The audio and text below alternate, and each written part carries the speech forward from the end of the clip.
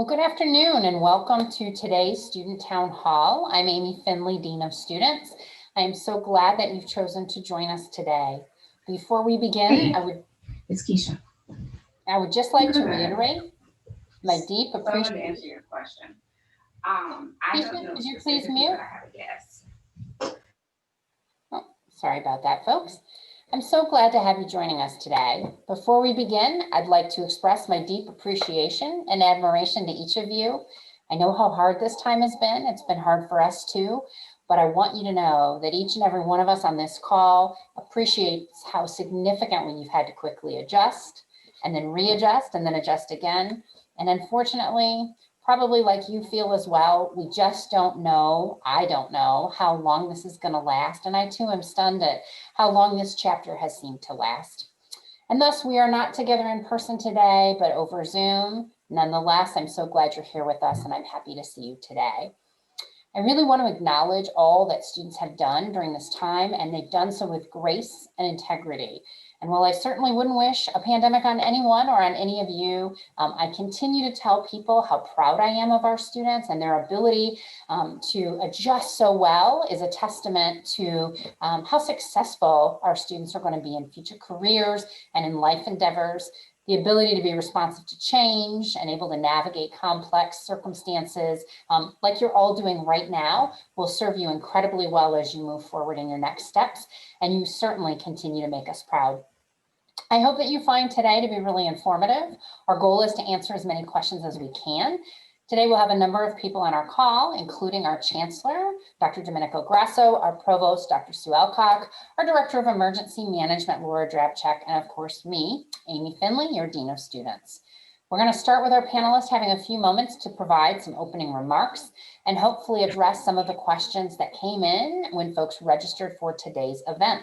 At the end of those remarks, we're going to open up the question and answer period. And as you may notice on the bottom, the Q&A question is the Q&A button is available to you. So you can submit questions to us and we'll get to as many as we can at the conclusion of our presentation today. Do feel free to send those in throughout our time together, even though we won't be talking about those until the end. So let's get started. At this point, I would like to turn it over to our Chancellor, Dr. Grasso. Thank you very much, Amy. And I would like to also welcome everyone and thank you for joining us. I know it's a very difficult time right now, both because of the pandemic and because where we are in the semester. We're closing in on the end of the semester. A lot of assignments are due, and I know everybody's working very hard. So I do appreciate you taking the time.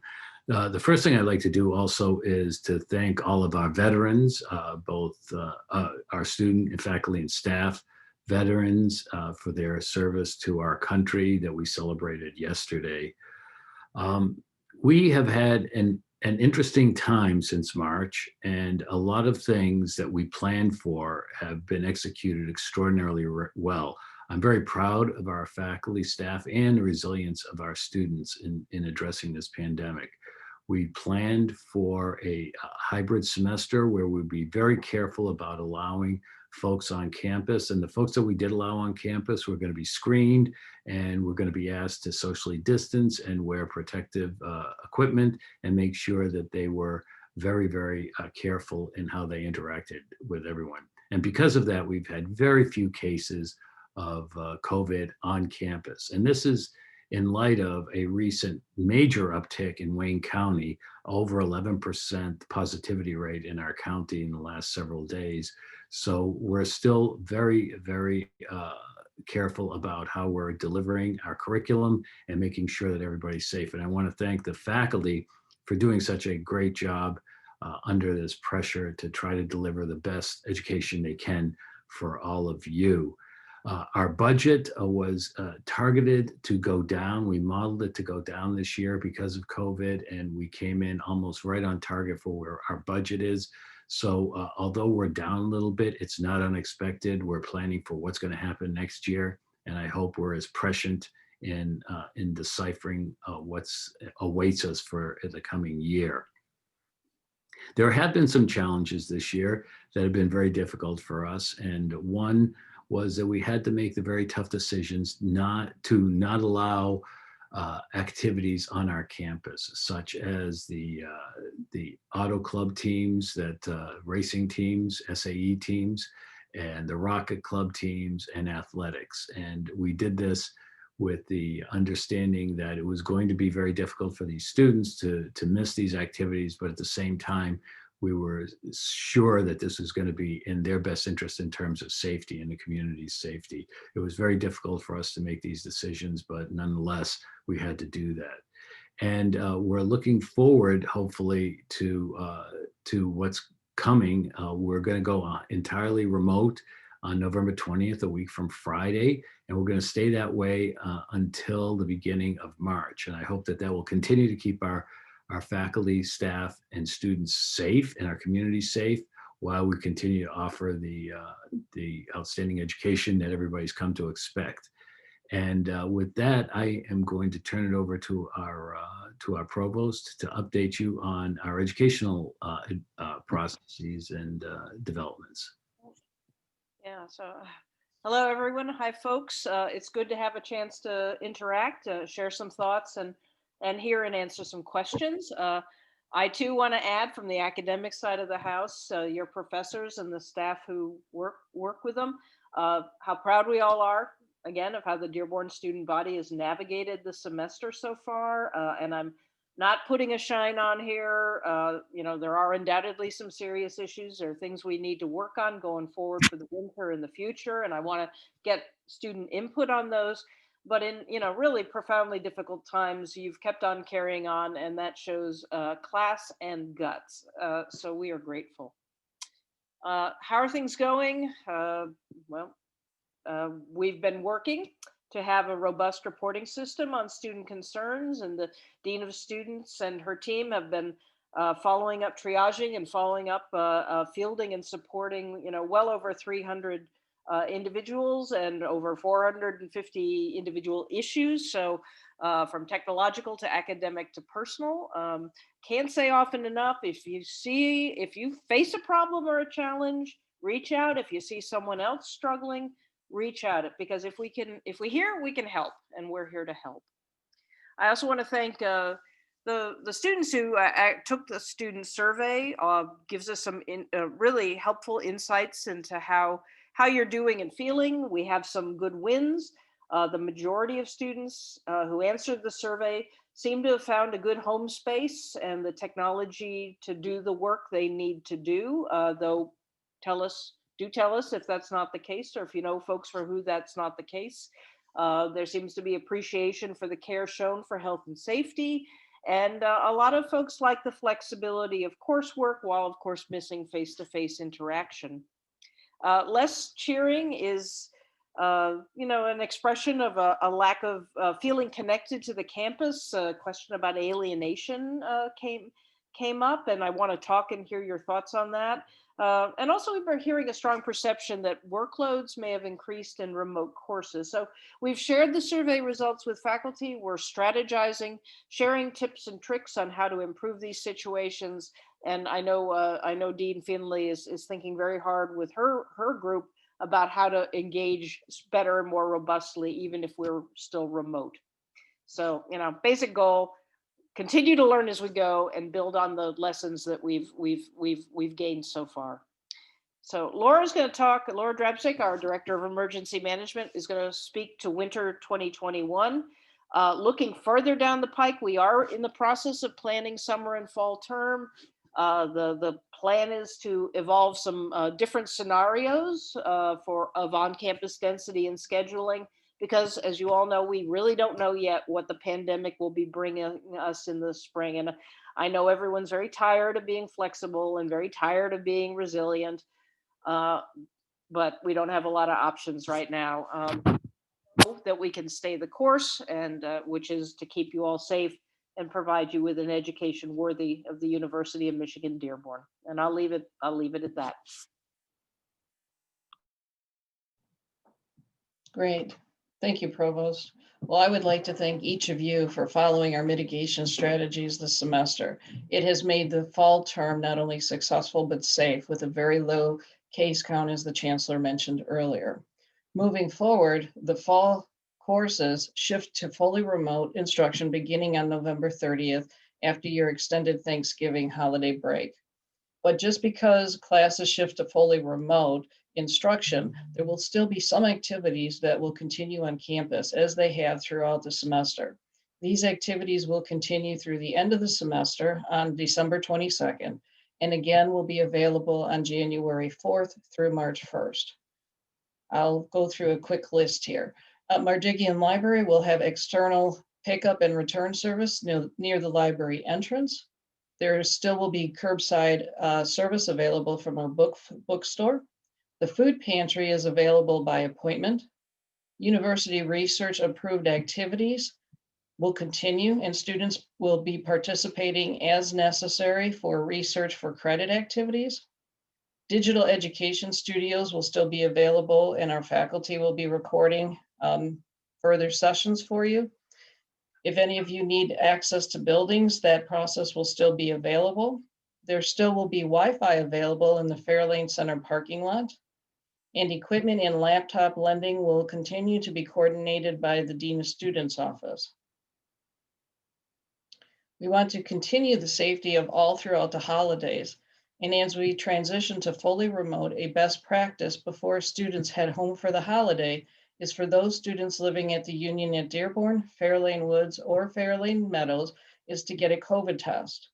Student Affairs and the Office of Emergency Management have partnered with M-Labs and University Health Services to bring testing to the Victor's Den at the Union at Dearborn on November 16th, that's next week Monday, and November 18th on Wednesday, from 8 a.m. to 5 p.m. Pre-registration is required. As you think about the longer campus break in December, the campus will be closed for the holiday from Wednesday, the 23rd of December through Sunday, January 3rd. The winter 21 term begins on January 13th and will remain fully remote until March 1st. Lastly, by mid-February, we will communicate about what to expect in March for a partial in-person return for the winter 21 term. And back to Dr. Finley. Thank you so much. I'm actually going to hand it off now to our Chancellor and Provost to talk a little bit about some strategic planning that's been underway for quite a while now. Chancellor? Sorry, I was trying to be respectful and had it muted while everyone else was speaking and fell into the same trap that I've fallen into many times. Thank you, Amy.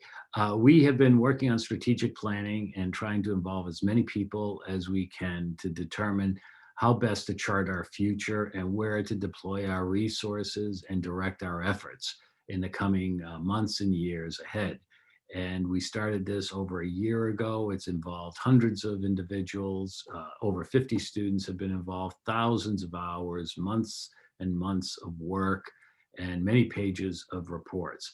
And we finally have narrowed it down to a set of initiatives. I sent out a letter recently identifying some of our top initiatives, and we have asked our Crackerjack team in external relations to help us put it in an attractive form. And Ken and his team have now posted on the strategic planning website a very nice 4-page booklet, which is color coded and it's digested for you. So it really summarizes everything very, very nicely, including a part that says who we are, how we got to where we are right now, and essentially where we're going.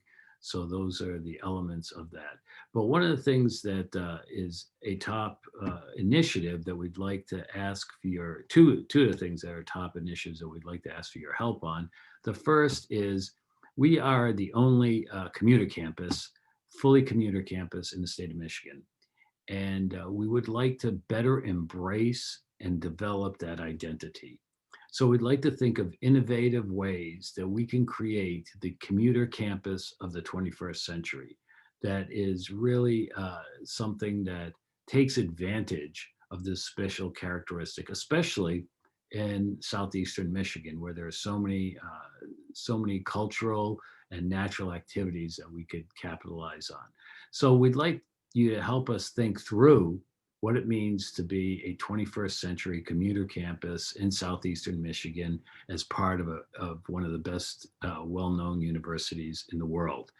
And the other thing that we'd like to, and we'd ask for your help on any of our initiatives, but these are the two that I'm going to call out here.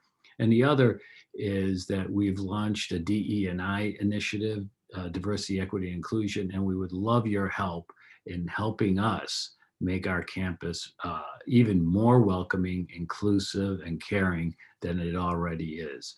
So as you think through this, you look at our what's already been done in our strategic planning effort, we would love to engage you in any way possible. In terms of DE&I, you can speak to Keisha Blevins, who is the Chief of Staff and working on this topic. And in the area of commuter campus, I would ask you to speak directly to Dean Finley, who can help us coordinate around that as well. I'll turn it over to the Provost Alcock. Yeah, thank you. As you might imagine, and as is quite absolutely correct. One big piece, in fact, the central piece of the strategic planning outcomes, the center of the sort of what you could call the landscape of our institutional priorities, is about you. It's about the students and enhancing student experience and success. So overall, this is going to be led by my office, by the Office of the Provost, sort of a partnership between the Division of Academic Affairs and Enrollment Management. So it's me and Melissa Stone, our Vice Provost for Enrollment Management, who's also on the call and available to answer questions, together with our very hardworking teams. Inside sort of that big bucket or that big bundle are going to be initiatives around financial aid and recruitment, led by enrollment management and Melissa. And another big part is re-envisioning some aspects of the student experience with sort of an emphasis on aligning and coordinating and being as transparent as possible with you all. And these conversations will be taking place around first year experience, around academic support in the broadest sense, and also around trying to harmonize the units that are stressing high impact practices, experiential learning, undergraduate research, and career and professional preparedness. Try to pull things together so it's easier to find, for all of you to find what you need and for us to be able to help you more directly. And all this is going to be led by that part by my two associate provosts, Mitch Sullenberger and Maureen Linker. Dr. Linker is also the director of the Mardigian Library, which is turning into a really rich partner on all of these developments. But of course, you know, many partners in this effort, the 4 colleges, the Office of Student Affairs, and and last but not least, of course, the student body will be coming with our ideas and getting your ideas, refining things, and then moving forward. So I'll leave it at that. Okay, well, we have some time now to address some of the questions that have come in prior to today. So when people registered, they had the opportunity to submit questions, but then questions that are coming in through the Q&A button. Just as a reminder to participants, you are welcome to submit questions. So one of the questions we've received is about pass-fail options. And so as we all recall, pass-fail options were made available to students in the winter 2020 term. Provost Alcock, I don't know if you want to speak to pass-fail options for fall and why the decision was made not to, and maybe some of the other choices that we made around extending selective drop and such. Right. And it's a great question, and it has been raised before, and there was a considerable amount of conversation about it at the time we were ramping up for the fall semester. I think, you know, the decision was made not to extend the pass-fail, and in this we're in line with, the vast majority of other college campuses. We did the pass-fail last winter because it was just such a, sort of an emergency situation, and it was such a shock, and everyone was scrambling. So it seemed to make sense to give that extra leeway. By the time we got to fall term and fall term planning, we were out of sort of emergency mode, very much in, different mode, but not, not in the same sort of state of everyone, sort of, running for it. So beyond that, the questions, we thought very hard about to have another semester with pass fail options. The warning was that ultimately that might be detrimental to our students, in terms of calculated grade point averages, and in terms of applying to graduate school, or, in terms of, going after other opportunities. So as Dean Finley said, we've made other accommodations, extending the selective drop deadline, so people have more time to assess and let go of things that aren't working for them. I can see the pass fail seems very attractive, but it does have some longer term downsides. So we decided not to do it for fall and not to do it going forward. Okay, thank you. So our next question that came in prior to today was about tuition. And many students have asked about why there is no decrease in tuition, and are services that were available before still available. Chancellor Grasso, would you like to address this question? Yes, Amy. We are keeping tuition where it is right now, because the services that we offer still involve a great deal of faculty support, staff support. We've actually increased costs going online. It's actually cost us more to move everything online than when we were offering things on campus.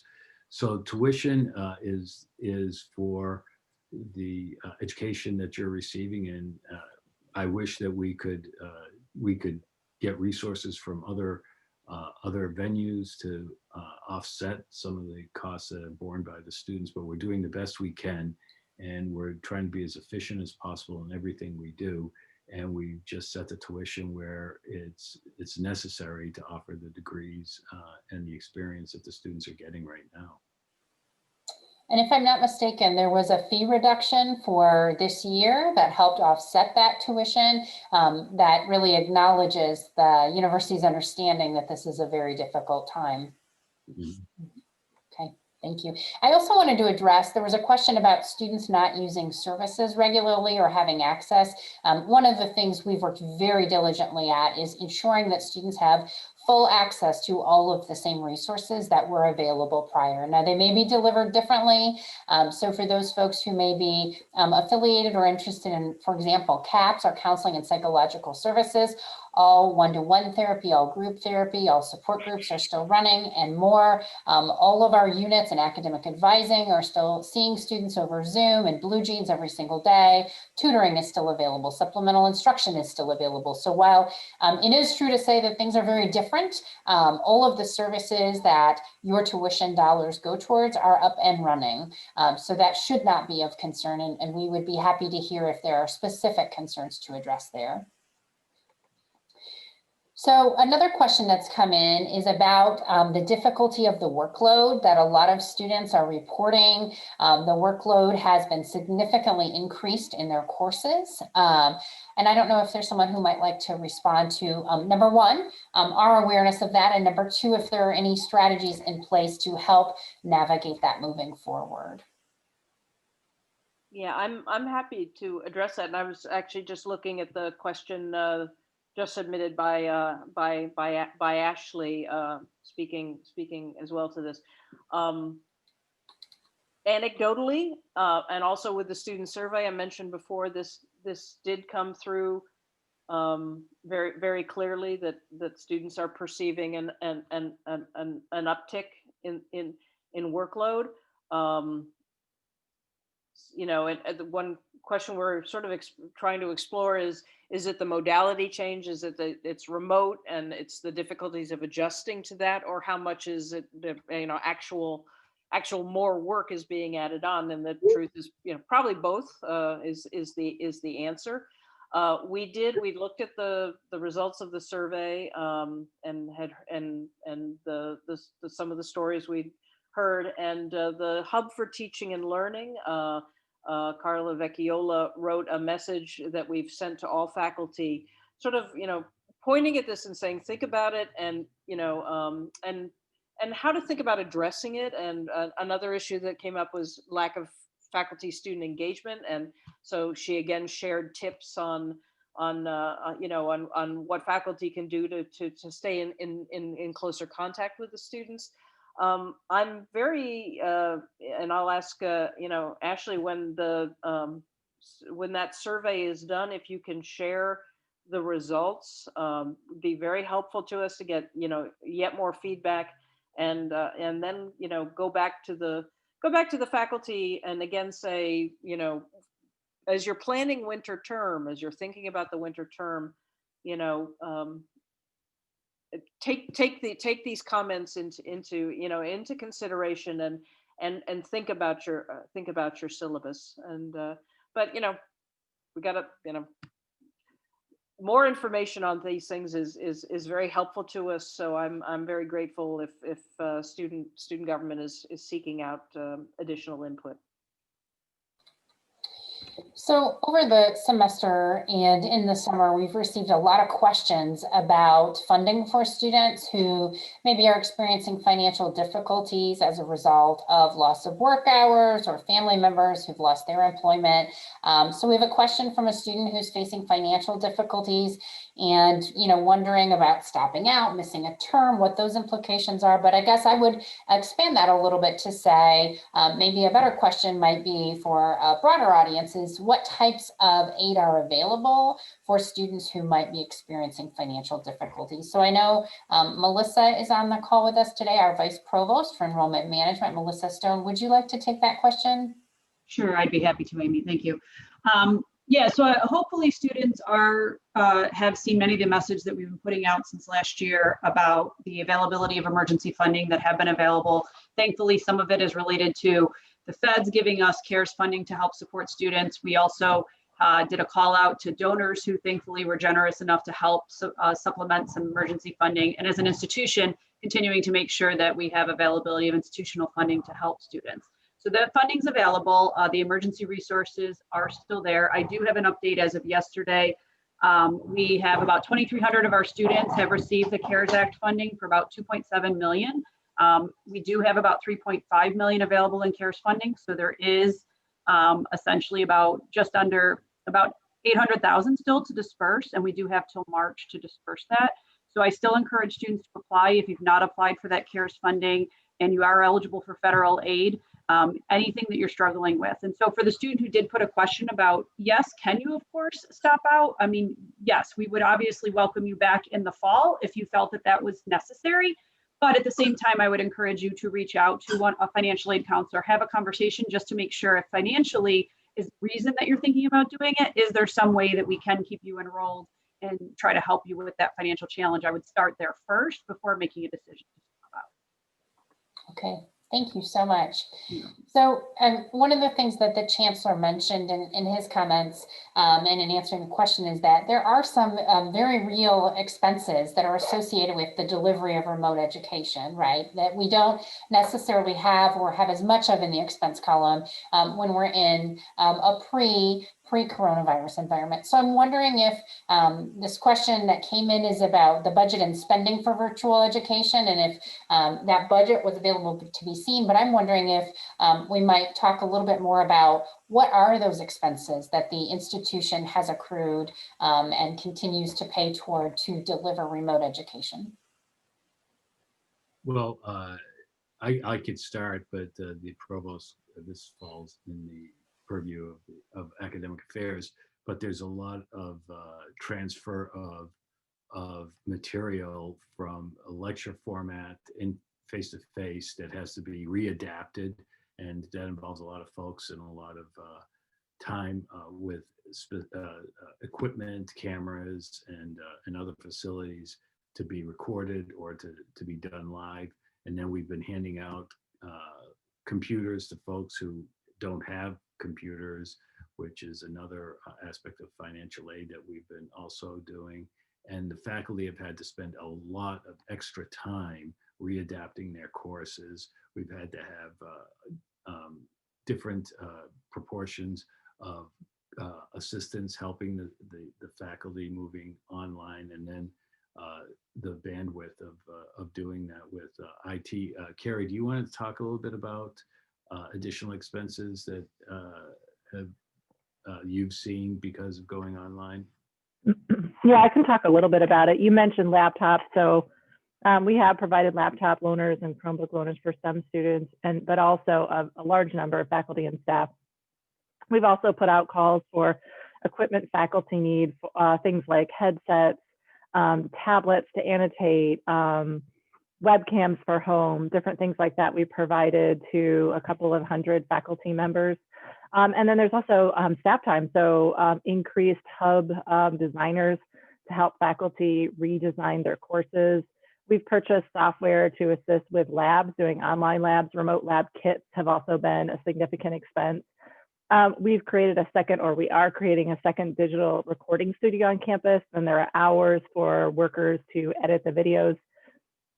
We've done a number of captioning of videos, which is also an additional expense. So that's just kind of a taste for what just the strictly technology type expenses have been to support students in the pandemic. Yeah, and I would say a lot of training of faculty and staff as well. I would provide the example of our counselors and CAPS learning how to conduct telehealth appointments, right? So it is different.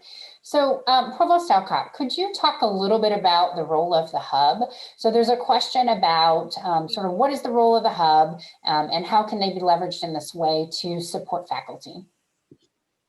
Yeah, the role of it's the hub for teaching and learning, and in the name sort of says it all. I don't think it's as you all know, I'm very new to campus. I just started in January, but I don't think the hub itself is very old.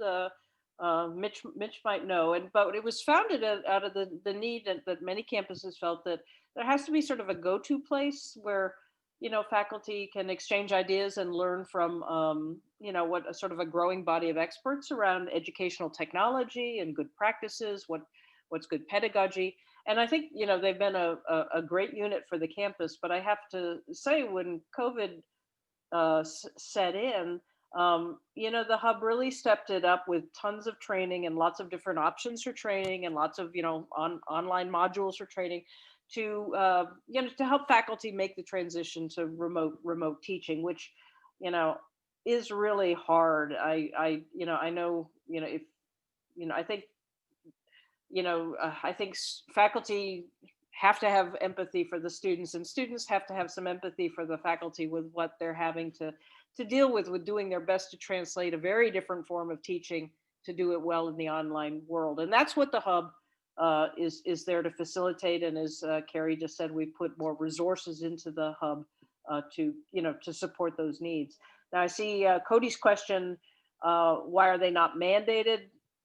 It's very hard to mandate anything in the academic world of the faculty, but I can say that there was a big uptick in faculty turning to the hub.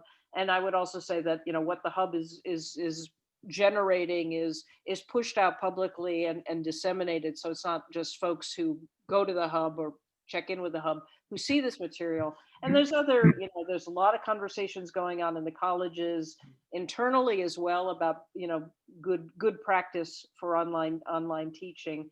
And, I think, if you're feeling disappointed with your faculty, your professors, don't check out, send them a note and let them know and ask for a response, because that's your due. So I also just want to reiterate something that the provost said earlier. We have hired what we call a COVID support coordinator, whose sole responsibility is to pick up the phone when people call the line and also to answer the emails. And that phone line is 313-593-5056. And the email is dearborncovidsupport@umich. And as the provost said, we've triaged about 450 student issues through that line. We often have more resources available on our campus and our community than people necessarily realize if they haven't, particularly if they haven't had to utilize those resources before. So I just really encourage and reiterate the utility of that service so that we can connect you quickly to something that may help you get over whatever hurdle you're experiencing. Those challenges absolutely do not have to be related to your physical wellness. So it doesn't have to be explicitly related to COVID. Many of the things that people are experiencing at this time are a byproduct of COVID. So again, whether it's technology and a laptop loan is needed, we do have those available, access to the food pantry, mental health resources, other academic resources. So lots of options there. So I think the other thing I would reiterate is there are lots of things happening across the campus that are pretty exciting and that allow people to engage. And there are opportunities that I think many students aren't taking advantage of. And while I know it can be overwhelming, self-care is really important. And so I would just encourage students to take advantage of those opportunities. You may have seen in the all student email that the Student Activities Board was doing a tour of a museum.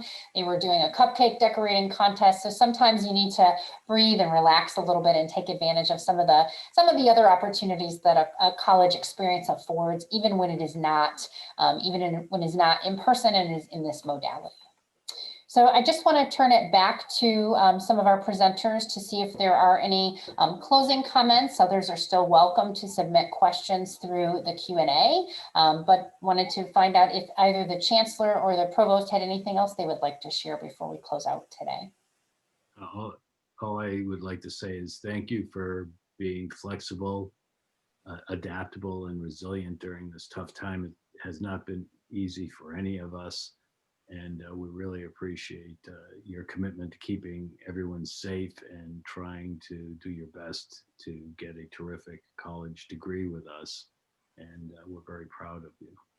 Sue, would you like to add? Yeah, no, I would echo all that, and just add as well that, you know, if there is, let us know how things are going. Let us know where we're doing well. Let us know where you think we're not doing well. We can't, you know, can't promise to fix everything, but if we don't know, we can't help. So so stay in touch with us, and I know many of you do. And I would add that this has been a really iterative process, right? So every day we're learning something new and we're making tweaks. So I will give an example. When we were in the summer looking at the fall semester, we had decided that there was an issue where students might have overlapping courses on campus. Maybe they would have 2 labs back to back and an hour break between the 2. And so we decided to make student study space available, obviously socially distanced, with extremely excellent cleaning protocols, etc. We didn't open that up to people who didn't have those circumstances because we thought the demand would be pretty high. When we realized that, number one, the demand wasn't as high as we expected, and other students expressed an interest. On a Friday night, a student expressed an interest at student government and came to the student government to say, hey, there are other students who don't have this circumstance, however, are having a hard time finding a quiet, appropriate place to study. By Tuesday morning, we were rocking and rolling with study space available for other students, which now will be extended into the winter term when we return tentatively on March 1. So I'd say that to say, we are listening. When there are examples coming forward that we can take quick action on, we do our best to take quick action on them to make sure that we can support our students. As long as it's safe and healthy to do, we're going to be open to those ideas. So continue to share information with us, continue to propose ideas, solutions. I also always encourage people, when you have a problem, you don't just have to come with a solution. We can work together to find a solution. So bring forward compliments, suggestions, ideas, and let us help get to an even better place as we work through this very unusual time. So on that note, I think we are done. We have concluded the Q&A, and I thank everyone for being here this afternoon. Have a great day. Thank you, Amy. Thank you. Go Blue. Thank you, folks. Go Blue.